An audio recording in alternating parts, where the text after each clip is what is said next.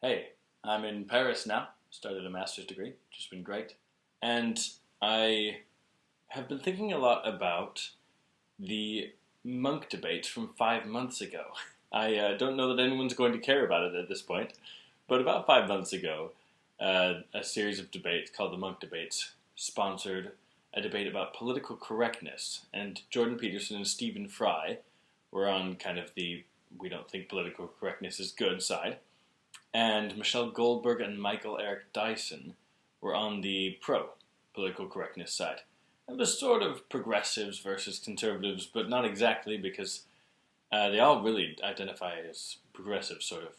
But what was really interesting about this discussion for me is that I feel like Jordan Peterson made some good points throughout the discussion, which were blatantly ignored by the other side, by Michelle Goldberg and Michael Eric Dyson. And I didn't understand why, because I thought there were good responses. They were good questions, but I thought they had responses. I thought they were answerable and they could have been refuted.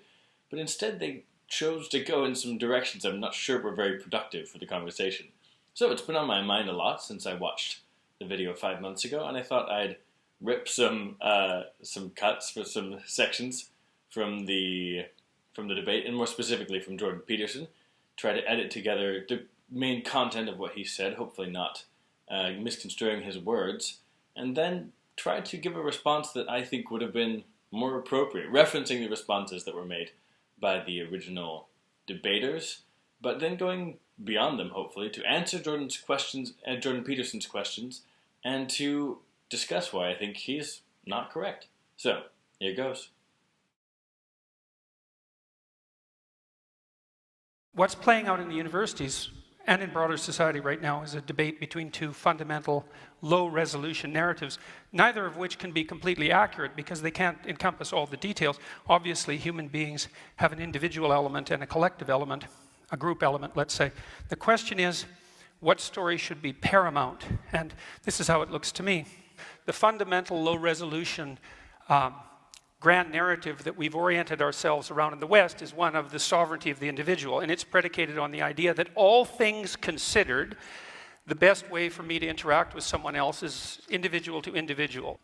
What's happening, as far as I'm concerned, in the universities in particular, and spreading very rapidly out into the broader world, including the corporate world, much to what should be its chagrin, is a collectivist narrative.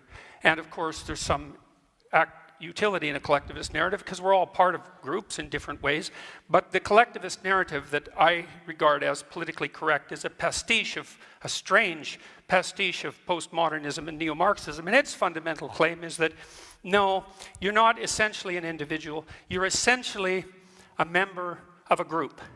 And that group might be your ethnicity, and it might be your sex, and it might be your race, and it might be any of the endless numbers of other potential groups that you belong to, because you belong to many of them. And you view history itself as a consequence of nothing but the power maneuvers between different groups. That eliminates any consideration of the individual at a very fundamental level.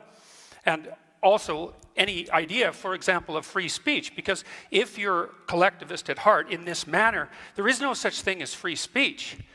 It isn't that it's debated by those on the radical left and let's say the rest of us, so to speak. It's that in that formulation, there's no such thing as free speech, because for an individualist, free speech is how you make sense of the world and reorganize society in a proper manner.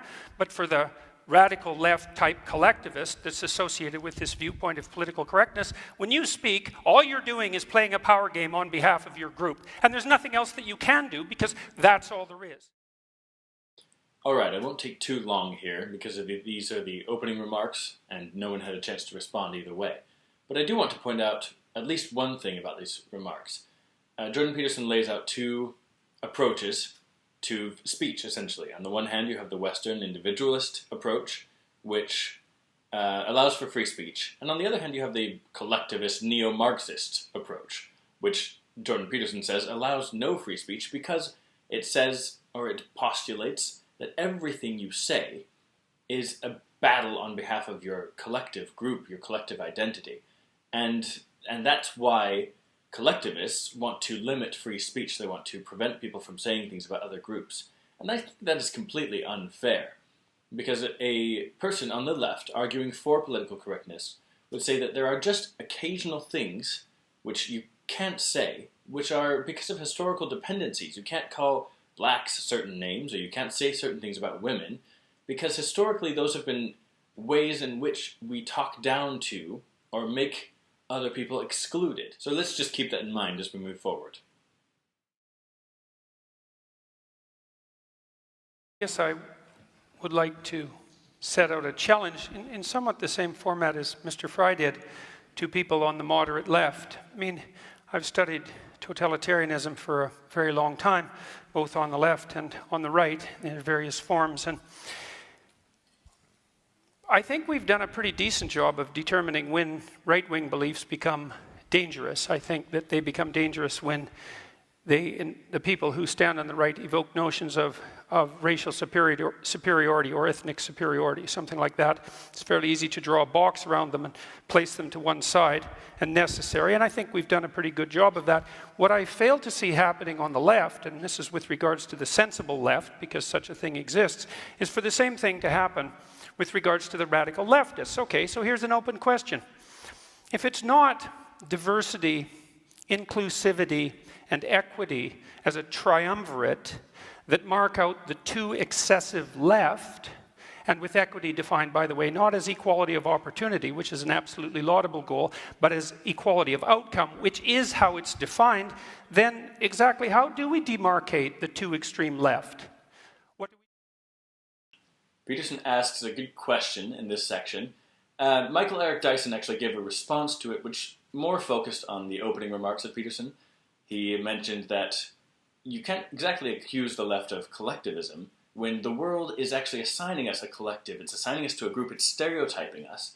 And we are merely trying to break out of that by demanding the respect of political correctness. Now, he didn't really answer the question that Jordan Peterson poses, which is, where does the left go too far? If the right goes too far in invoking notions of racial or ethnic superiority, where does the left go too far? And I think it's a decent question, and so I want to try to answer it with reference to Jordan Peterson's three proposed excesses of the left: diversity, inclusivity, and equity, as defined as equality of outcome, so everyone should be the same. Diversity, obviously a value of the left, and I'm not sure what Peterson has in mind exactly, but I'll take a guess, a stab, and suppose that he means something like the ultra-tolerance of the left, which you might see in its most extreme form in like an anarchist community, where everything is allowed, there are no rules, there's no power, nobody is able to tell anyone what to do or what's right or what's wrong. And I think we can safely say that's probably an excessive thing to do in a community. We don't want that for all of our communities in the world. If it works for them, great. But for a larger society, we probably need some shared moral values. And inclusivity, diversity, inclusivity, I'm not sure what Peterson has in mind, but I would imagine that inclusivity is something about not being able to exclude anyone. And you might imagine unrestricted immigration, no borders. And again, on your extreme left, you have kind of this pipe dream of no borders, that the world would be an open and free place. And I think realistically, again, that's probably an excessive dream. Not something that a lot of people actually want, but a few people do. And you probably need borders, you probably need to have limits, you probably need to be able to limit which people come into your home and your property, and more generally your society. So, but I'm not sure that we can put either of those things, diversity and inclusivity, in the same box as racial or ethnic superiority, because I cannot think of a society in the history of the world which was driven to mass murder or to mass imprisonment, torture, the kind of things that we associate with real excess, through these ideas of diversity or inclusivity. So I'm not sure I would go with those. Equity, on the other hand, I agree. If a society demands equality of outcome, regardless of talent, regardless of effort, then, and I think Maoist China approached that idea, and to some degree Stalinist Russia did, as Stalinist Soviet Union did as well, then I think that you approach the same excesses of violence, torture, detainment, mass murder that the racial and ethnic superiority approach as well. And so that's the thing. If you're going to take something and put it in a box and say, we can put this in a box and put it to one side, like Peterson does with racial and ethnic superiority for the right, I think we can do that with equity for the left, not with diversity and not with inclusivity. All right, how does this apply to political correctness? Peterson doesn't really apply it back, but I have time to do so. I'm not on a time limit. So political correctness doesn't actually have a lot to do with that radical excess of equity, because it's not demanding equality of outcome for everyone. It's merely demanding that everyone be treated the same. It sort of has something to do with inclusivity. We're inclusive of everyone. We don't judge anyone. We don't stereotype anyone. And diversity. We accept all walks of life, and we don't make mean jokes, or we don't call people bad names. Diversity, inclusivity, sure. But again, I don't put those in the same box as equity. And political correctness doesn't have a lot to do with equity. So my question to Jordan Peterson, I wish he was here, that I could ask him is, all right, if I give you equity as the excess of the left, in the same way that you say racial and ethnic superiority is the excess of the right, then how does political correctness fit into that box of equity? With regards to the idea of group rights, well, there's a fundamental, and this is something we've fallen into terribly in Canada, not least because we had to contend with the threat of Quebec separatism, but the idea of group rights is extraordinarily problematic, because the obverse of the coin of individual rights is individual responsibilities. And you can hold an individual responsible, and an individual can be responsible. And so that's partly why individuals have rights. But groups, how do you hold a group responsible? I mean, the whole idea is it's not a good idea to hold a group responsible. First of all, it flies in the face of the idea of the sort of justice systems that we've laid out in the West, that are essentially predicated first on the assumption of individual innocence, but also on the possibility of individual guilt, not group guilt.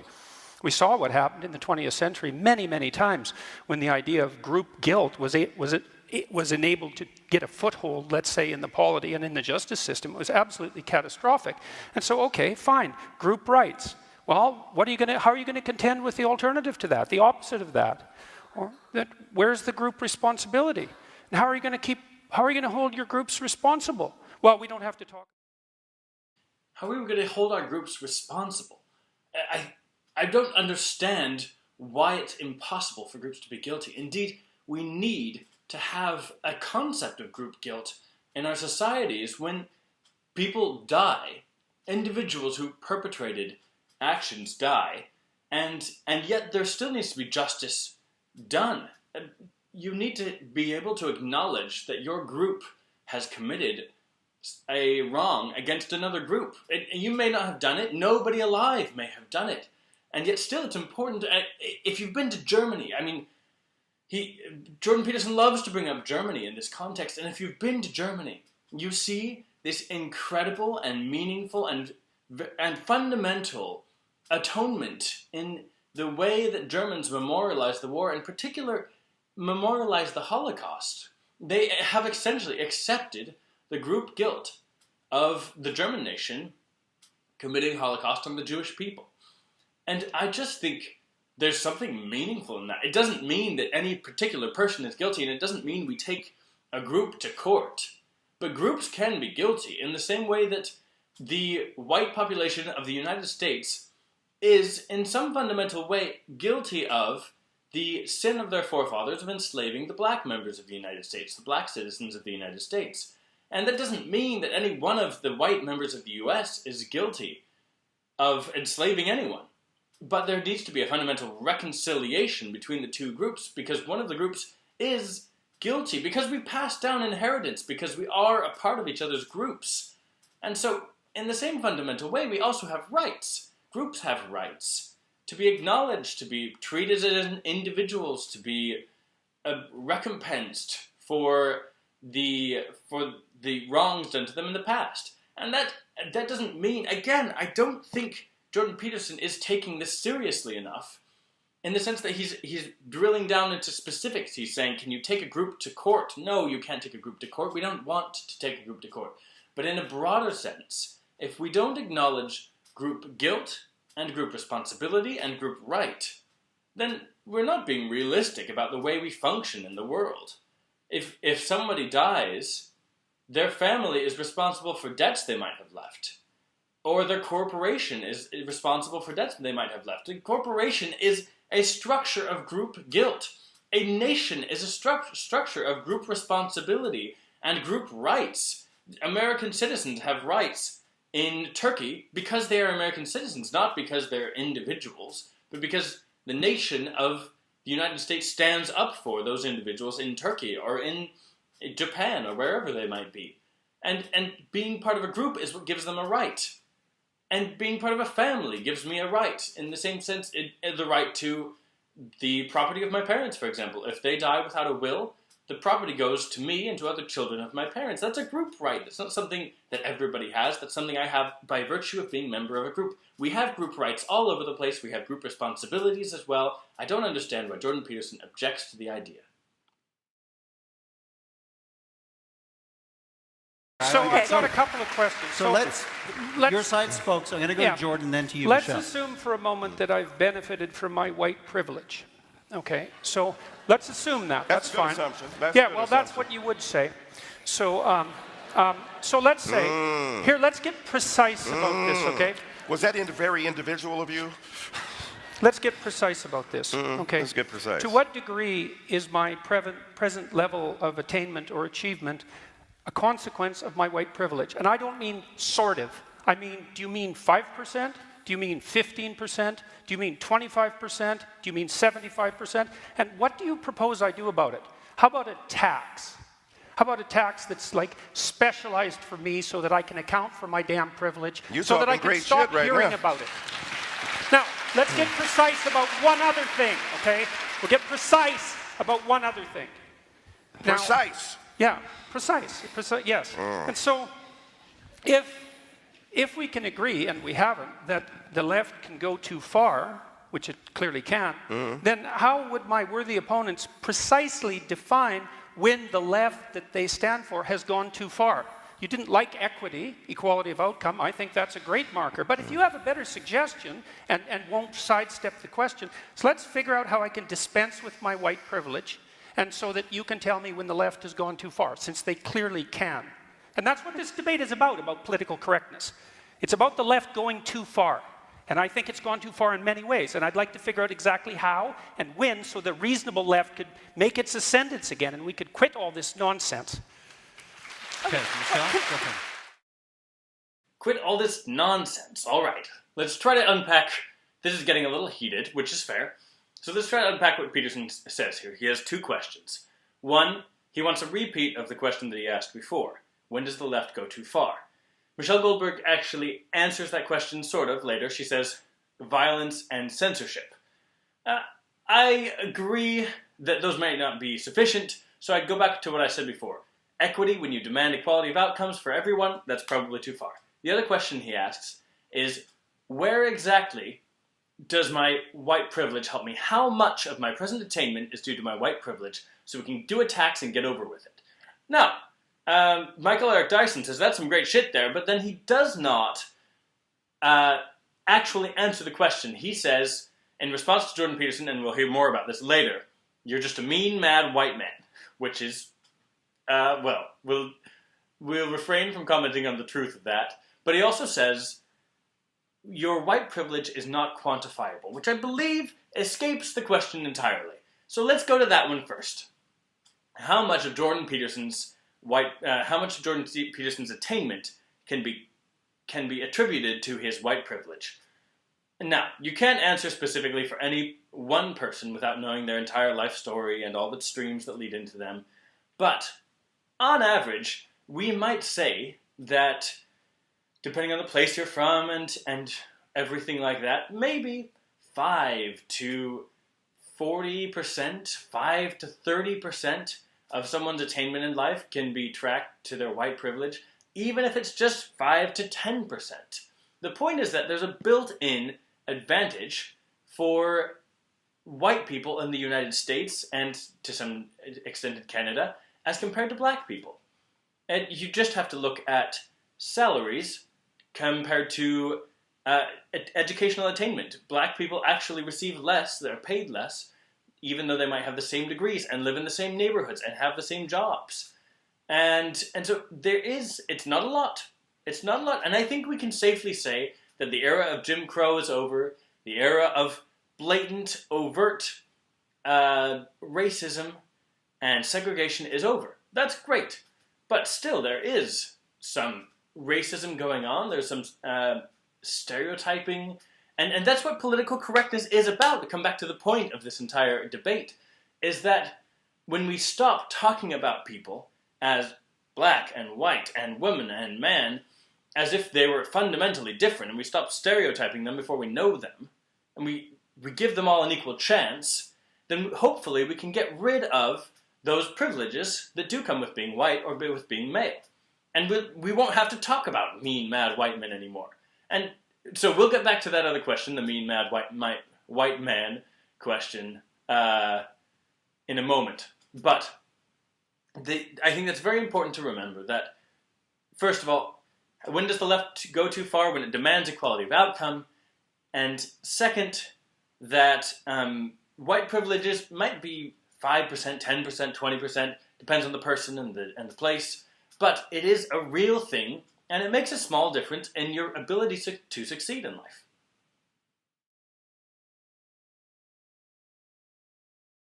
Well, what I derive from that series of rebuttals, let's say, is twofold.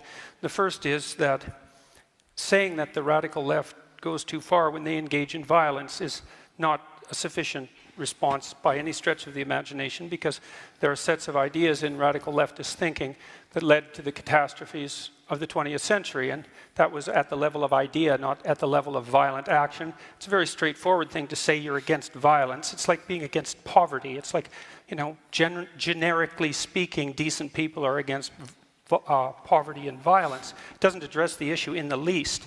And with regards to my privilege or lack thereof, I mean, I'm not making the case that I haven't had advantages in my life and disadvantages in my life like most people. You don't know anything about my background or where I came from, and it doesn't matter to you because fundamentally I'm a mean white man. I mean, maybe I'm meaner than some people and not as mean as others. I think that's probably more the case. But I would say the fact that race got dragged into that particular comment is a better exemplar of what the hell I think is wrong with the politically correct left than anything else that could have possibly happened.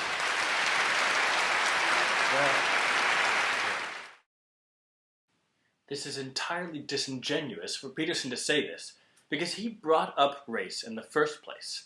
Race got dragged into the comment of Michael Eric Dyson because Jordan Peterson asked how much of my attainment in life is due to my white privilege. Now, Michael Eric Dyson's comment about a mean, mad white man, and he explains this later, is that it's referring to his behavior in the current debate. Michael Eric Dyson says, the evident vitriol with which you speak shows me that you are a mean, mad white man, at least right now in this moment. And Jordan Peterson then says, you're painting my entire life with this brush. Which, now, to be fair to Jordan Peterson, it sounds like Michael Eric Dyson is. But if you interpret it to be in this moment, you're being a mean, mad white man, you dragged race in the first place, you ask how much of you being white is influencing your success in life, and then you object to being called white? That's not really fair. And I think entirely in Michael Eric Dyson's defense, Jordan Peterson is being mean in this, though Michael Eric Dyson is being mean right back. So, we have this mean, mad white man comment. Now, Jordan Peterson, overall, I've watched much of Jordan Peterson's work. He's not overall a mean person, and he's not overall a mad person. He can be a little bit entitled, and he can be a little bit unsympathetic, but that doesn't make him mean and mad. And being white is just a function of who he is in life. And so I think it's unfair for him to take that point and attack it as a part of political correctness. Political correctness is actually, in a sense, Michael Eric Dyson is being unpolitically correct in this moment. In fact, political correctness would be the shield for Jordan Peterson to be protected from being called a mean, mad white man. If Michael Eric Dyson were holding to his own values of political correctness, of not judging anyone based on their race and on anything else they might know about them, then Michael Eric Dyson would not be saying that. And political correctness is actually a support, in this case, for Jordan Peterson. It would be a protection for him. If he's angry at being called a mean, mad white man, he should be pro-political correctness. That would be the way in which we stop people from doing overly grand stereotypes about people that they don't know, really. And I think it's interesting that Jordan Peterson is objecting to that comment and yet objects to political correctness.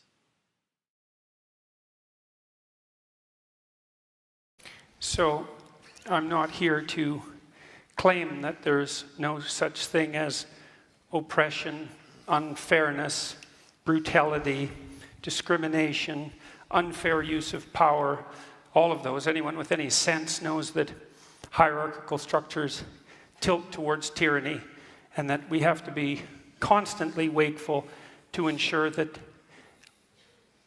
all they are isn't power and tyranny. It's interesting to hear Foucault referred to. It's unfortunate, but it's interesting. You know, because Foucault, like his French intellectual confreres, essentially believed that the only basis upon which hierarchies were established is power. And that's part of this pernicious politically correct doctrine that I've been speaking about. When a hierarchy becomes corrupt, then the only way to ascend it is to exercise power. That's essentially the definition of a tyranny.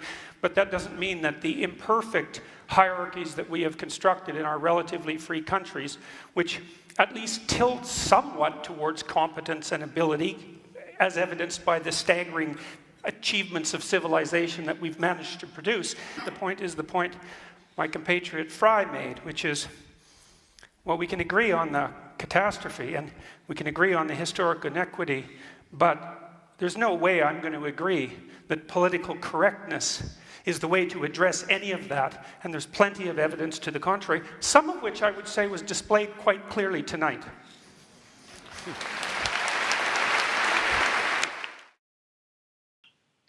Hierarchies create imbalances of power. They tilt toward tyranny.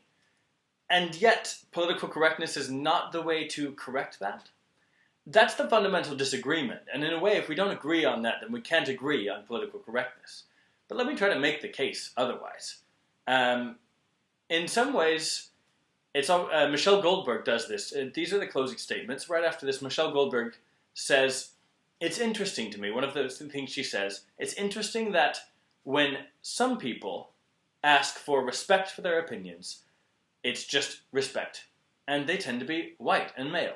But when other people ask for respect for their opinions, it's political correctness. And they tend to be female or of minorities. And I think that's the point here. Jordan Peterson is mad because he's being called a mean, mad white man. But somehow his demand for respect is not political correctness?